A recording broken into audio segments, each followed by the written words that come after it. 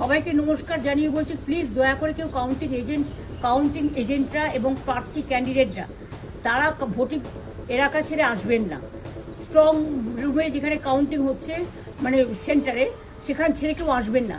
এটা বিজেপির প্ল্যান। প্রথম 2-3 রাউন্ডে আমি কালকে থেকেই বলছি যে ওদেরগুলো আগে দেখাবে, আমাদেরগুলো পরে দেখাবে।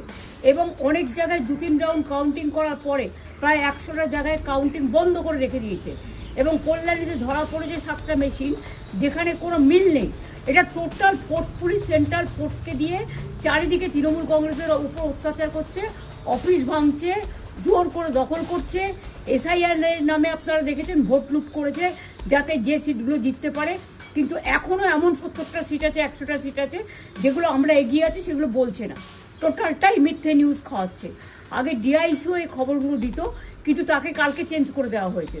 টোটালটাই ইলেকশন কমিশন নিজের ইচ্ছে মতো খেলছে, এবং সাথে কেন্দ্রীয় বাহিনীকে নিয়ে। এবং আমাদের পুলিশরা টোটাল মাথা নত করে কেন্দ্রীয় বাহিনীর আন্ডারে কাজ করছে।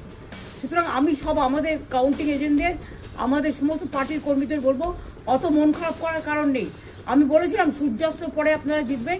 3 রাউন্ড 4 রাউন্ড কাউন্ট হলেও এটা 14 রাউন্ড থেকে 18 রাউন্ড কাউন্ট হয়, তখন আপনারা জিতবেন। Wait and see, watch.